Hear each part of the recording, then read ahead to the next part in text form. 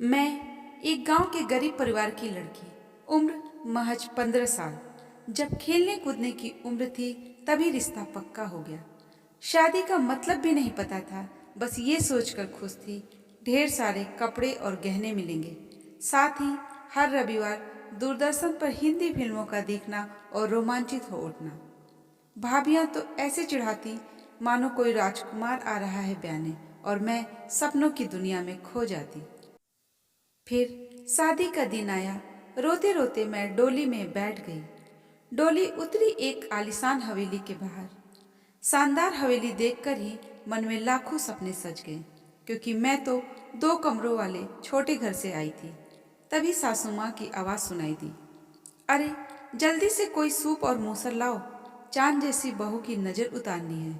उनकी सख्त आवाज़ और कड़े चेहरे को देखकर मन ही मन मैं डर गई।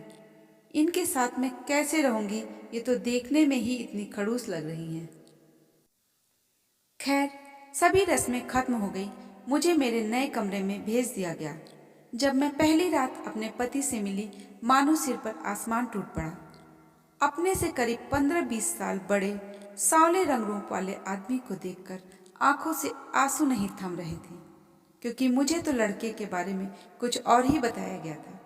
सारे सपने चकनाचूर हो गए। हालांकि बातों से वे गंभीर और सुलझे हुए लगे।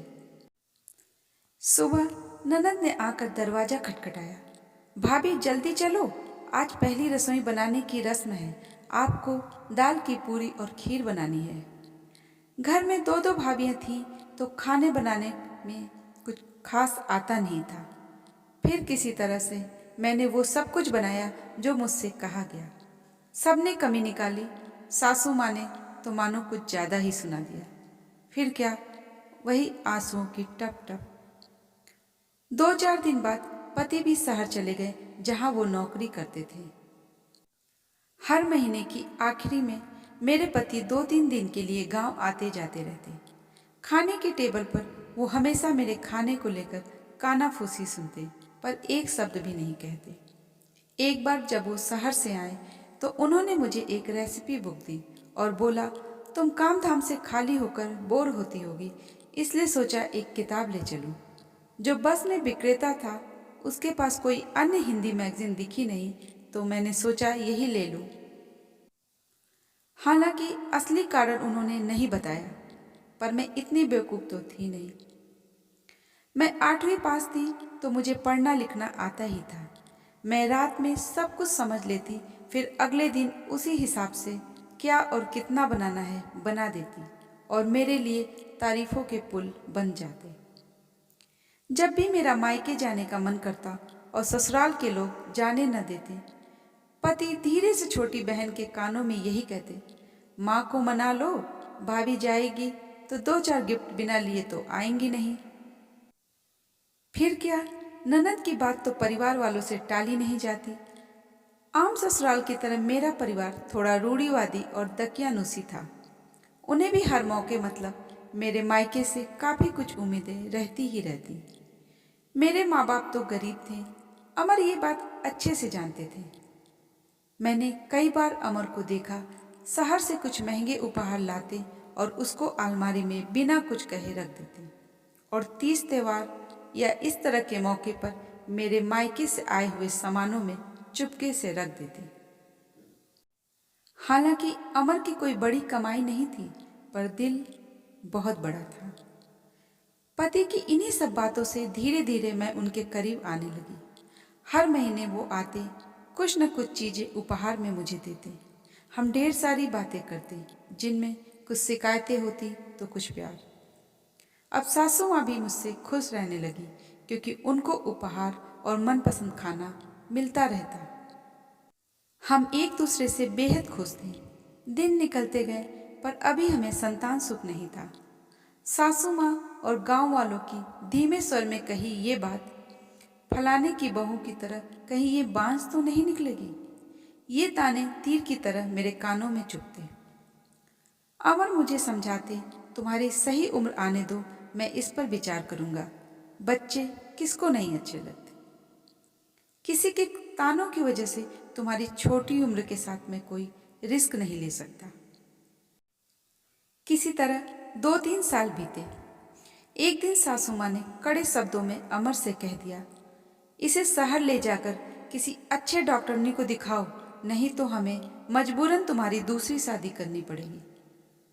अमर शुरू से ही एक आज्ञाकारी पुत्र जरूर रहे, पर अपनी सूझबूझ के कारण मेरे आत्मसम्मान या मेरी खुशियों में कभी कोई कमी नहीं आने दी, और इनकी यही बातें मुझे इनके और करीब ले जाती। फिर हम लोग दूसरे ही दिन शहर गए। वहाँ के एक बड़े हॉस्पिटल में इन्होंने मेरा पूरा टेस्ट करवाया। रिपोर्ट में क्या आया ये मुझे कुछ नहीं मालूम चला। अमर डॉक्टरों से गिटपिट इंग्लिश में क्या बात कर रहे थे, मेरे सिर के ऊपर से चला गया। दूसरे में शहर के नए माहौल से थोड़ा सहमी भी थी। बाद में अमर ने बताया, कुछ कॉम्प्लिकेशन है, मेरी यूट्रस में एक गांठ है, उसकी दवाएं चलेंगी और बीच बीच में कुछ अलग तरह की थेरेपी लेनी पड़ेगी, जिसके लिए मुझे कई बार हॉस्पिटल आना जाना पड़ेगा और सब कुछ सही हो जाएगा। घर पहुंचकर अमर ने सब कुछ अपने अम्मा बाबूजी को बताया।